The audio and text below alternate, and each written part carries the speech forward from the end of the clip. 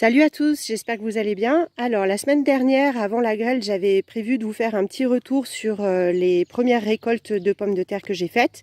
On voit une rangée ici, celle-ci elle a commencé à choper le mildiou.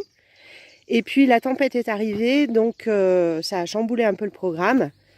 Je m'étais dit que j'allais vous faire ça aujourd'hui et finalement je change encore d'idée.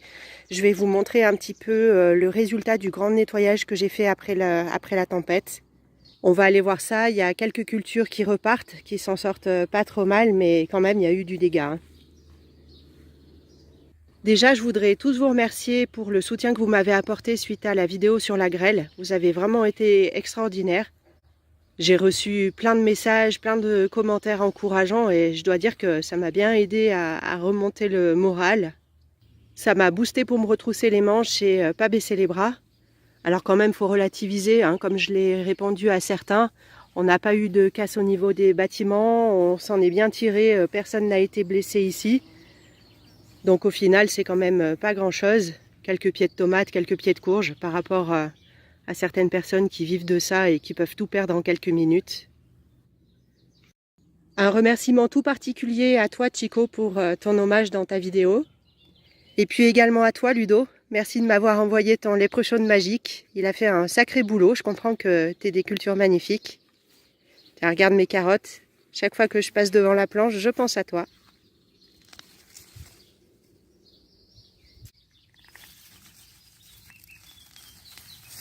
Elles sont pas encore énormes, hein, mais bon, ça commence à venir.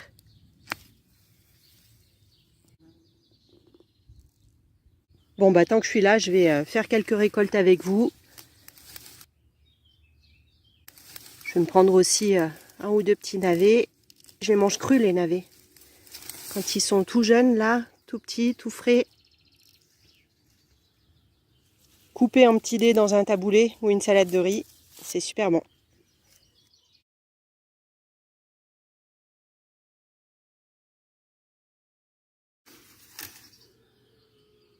Sur la planche en face, c'est là où j'avais l'ail que j'ai récolté. Alors la première fournée, ça y est, je l'ai tressée et l'autre est en train de sécher tranquillement.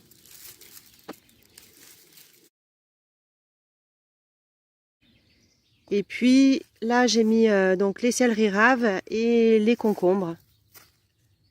Alors les concombres, je m'en suis fait dégommer quelques-uns par les larves de hanneton. Il y en avait un là par exemple.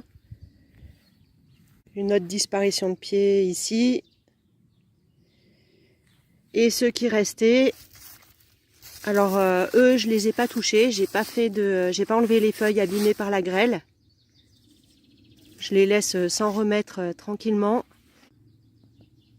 Et du coup, je les avais pas encore taillés. Je voulais en faire 1 sur 2 cette année, mais là finalement, j'ai vraiment pas le courage de leur faire des plaies supplémentaires.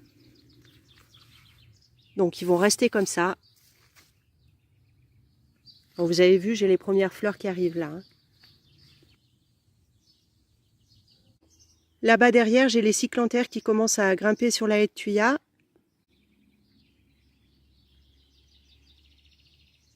Comme prévu, elles envoient leurs vrilles sur les petits rameaux là pour pouvoir s'accrocher, c'est cool.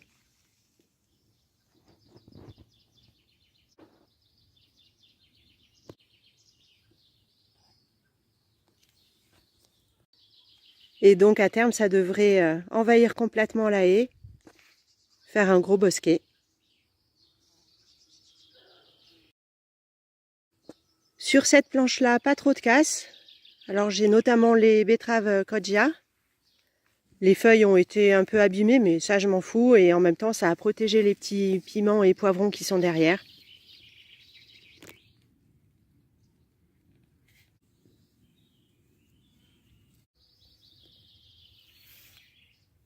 Je vais ramasser 1 ou 2 betteraves à rajouter dans le panier du jour.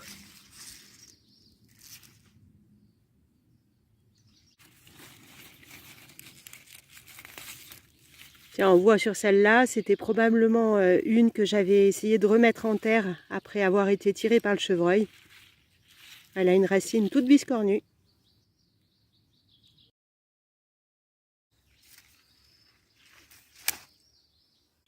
On continue avec les premières courgettes. Alors elles ont pas eu trop de dégâts au niveau des feuilles. Un petit peu, hein, mais ça va. Et sur les premiers fruits, on voit qu'il y a quelques cicatrices. Vous voyez celui-là, là. Mais c'est pas bien grave, hein. Ça va pas nous empêcher de les manger.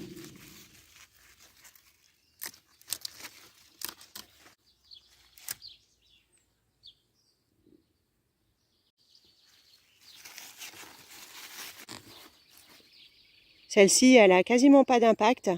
Je pense que les cardons ont joué un rôle de parasol. Encore un avantage de plus pour eux. Ensuite, ici, j'en ai une ronde, mais elle est encore petite. Je la ramasserai que demain, je pense. Ouais, je peux la laisser un jour de plus. Par contre, je vais prendre celle-ci. Elle n'est pas très grosse, mais comme je pense qu'on va les manger en salade, je préfère les avoir jeunes. Au-dessus, on a les haricots la vigneronne, les premiers que j'avais mis en place. Vous voyez les feuilles un peu abîmées. Bon, ça, c'est pas grave, on s'en fout. Et les premiers haricots qui sont en train de se former.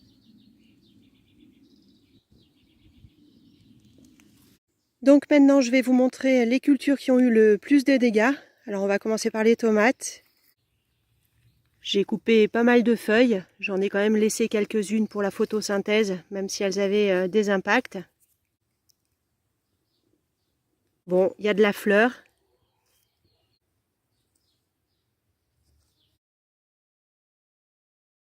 J'ai même quelques petits fruits qui commencent à arriver.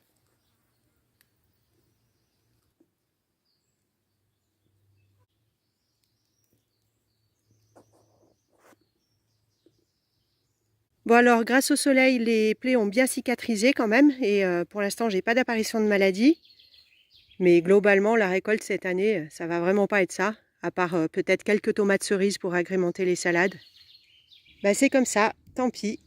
Je me rattraperai sur autre chose. Tiens, je vais vous montrer sur celui-là les impacts tout le long de la tige. Sur certaines, j'ai pas pu sauver grand-chose. Vous avez vu, celle-là, elle a plus rien. Là, c'est plus qu'un tronc, plus qu'une tige.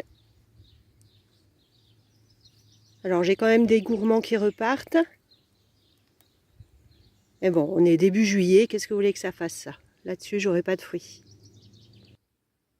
Je vais vous montrer aussi celles qui sont du côté nord. Celles-ci, elles ont eu les 2 salves de grêle.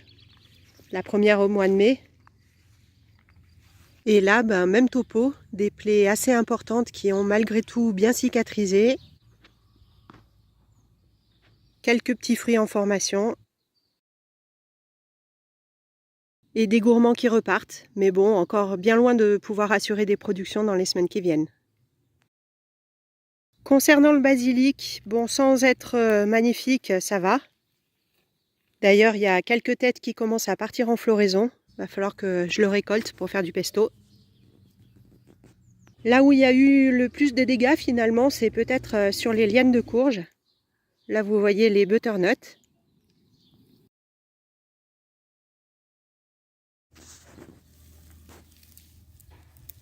Dans mon empressement à vouloir faire un coup de propre au potager, j'avais coupé pas mal de feuilles abîmées. Et finalement, je me dis que j'aurais peut-être pas dû. Ça les a ralenties. Là, elles ont vraiment du mal à redémarrer. Alors les extrémités des tiges sont pas mal, hein. Elles sont jolies, plutôt bien vertes. Et je compte sur les ramifications secondaires pour assurer la production. Mais bon, ça tarde. Je voulais également vous montrer le noyer. Il y a eu quelques pertes. J'ai retrouvé pas mal de noix au sol. Celles-ci, elles n'étaient pas en tas comme ça, hein. C'est moi qui les ai regroupées. Mais bon, j'en ai trouvé quand même pas mal sous l'arbre.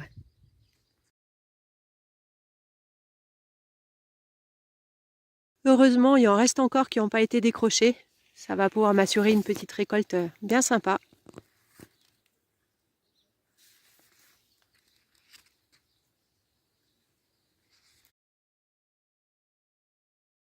Voilà, je vais vous laisser sur quelques images de ce que produit le potager en ce moment.